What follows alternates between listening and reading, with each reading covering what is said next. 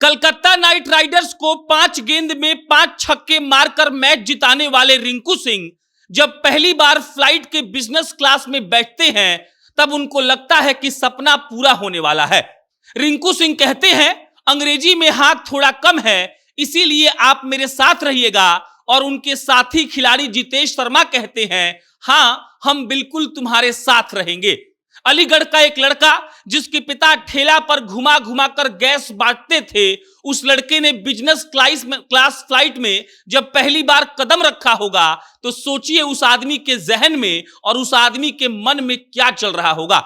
एक ऐसा लड़का जिसने कभी सोचा नहीं था कि इंडियन टीम की जर्सी पहनने को मिलेगी, जब उसके बेड पर इंडियन टीम की जर्सी रखी हुई होगी जिसके पीछे उसका नंबर 35 और उसका नाम रिंकू लिखा हुआ होगा, तो सोचिए कि उसको कैसा लग रहा होगा।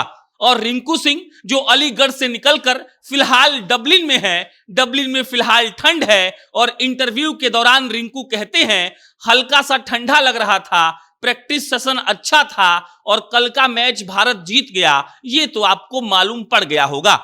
लेकिन भारत के जीतने से ज्यादा जरूरी उस लड़के के सपने की कहानी है, जिस लड़के ने अलीगढ़ में एक सपना देखा और उस सपने को पूरा करने के बीच में एक ऐसा पल भी आया जब उसको एक नौकरी मिली और नौकरी का काम यह था कि उसको जाकर एक कोचिंग क्लास में झाड़ू पोछा करना था। कोचिंग क्लास में झाड़ू पोछा करने वाला लड़का बिजनेस क्लास में बैठकर कितना खूबसूरत दिख सकता है, ये आपको स्क्रीन पर दिख रहा होगा। वो रिंकू सिंह जो 5 बॉल पर 5 छक्का मारकर रातों रात भारत भर में मशहूर हो गए थे।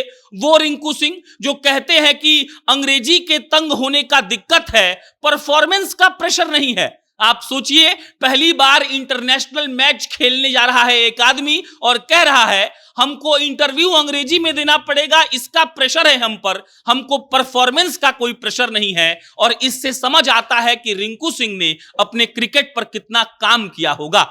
वो रिंकू सिंह जो जब क्रीज पर आईपीएल में खड़े हो रहे थे तब सारे गेंदबाजों को लग रहा था कि कितना भी रन चाहिए होगा ये आदमी चेज कर लेगा। और वो रिंकू सिंह जब बिजनेस क्लास में बैठे होंगे तो उनको कैसा लग रहा होगा, ये कल्पना भर किया जा सकता है।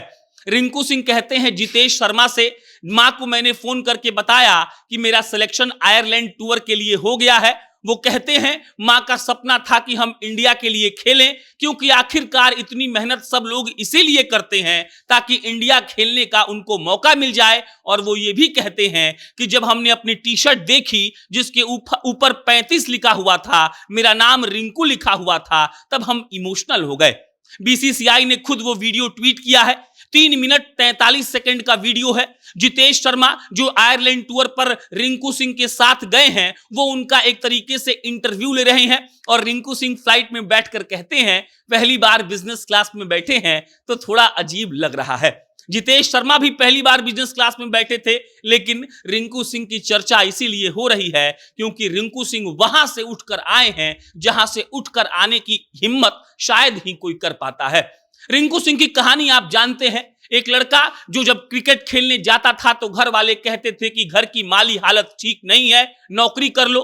वही लड़का जब मैन ऑफ द मैच में एक मोटरसाइकिल जीतता है, अपने पिता को देता है, तब पिता कहते हैं कि तुम खेल सकते हो। और वो लड़का जब आयरलैंड जा रहा होगा बिजनेस क्लास में बैठकर, तब उसको जब अपना मेहनत याद आ रहा होगा तो सोचिए उस पर क्या बीत रहा होगा। 40-42 हजार फीट ऊपर ऊंचाई में आदमी भावनात्मक हो सकता है कि नहीं, ये हम नहीं जानते हैं, लेकिन ये जरूर जानते हैं कि एक लड़के को कहा गया कि तुम जाकर किसी कोचिंग इंस्टीट्यूट में झाड़ू पोछा लगाओ। उस लड़के ने कहा कि हम इस चीज के लिए नहीं बने हैं, और उसके बाद बिजनेस क्लास में बैठकर भारतीय टीम का जर्सी पहनकर जब वो दहाड़ेगा तो सोचिए उसका सपना कितना पूरा होगा। और ये सिर्फ उसका सपना नहीं, भारत भर के उन तमाम मिडिल क्लास लड़के और लड़कियों का सपना होगा जो घर में बैठकर बड़ी ऊंची ऊंची बातें करते हैं। अब तस्वीर देखिए, ये वो रिंकू सिंह है जो कल के मैच में थे।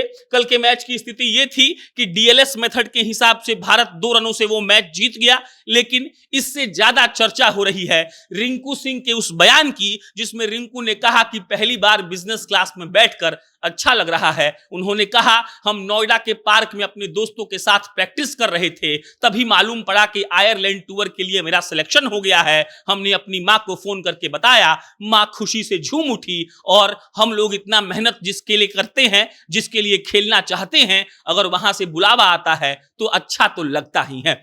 रिंकू सिंह कहते हैं जितेश शर्मा को मजाक मजाक में, आयरलैंड में मैं कहीं भी बाहर निकलूंगा तो आपके साथ ही जाऊंगा क्योंकि यहां पर अंग्रेजी चलता है और हमें अंग्रेजी तो आती नहीं है। जितेश शर्मा मुस्कुराकर कहते हैं हम बिल्कुल आपके साथ रहेंगे। उसके बाद रिंकू कहते हैं मेरे पर मैच के प्रेशर का, परफॉर्मेंस का प्रेशर नहीं है, मुझ पर सिर्फ इंटरव्यू देने का प्रेशर है जो मुझे अंग्रेजी में देना है। इससे यह भी समझा जा सकता है कि उस आदमी को अपने खेल पर कितना विश्वास है, उस आदमी के अंदर कितनी दृढ़ इच्छा शक्ति है कि वो एकदम से तैयार है और वो ये मान चुका है कि अब वो एकदम से तहलका मचाकर ही डबलिन से लौटेगा।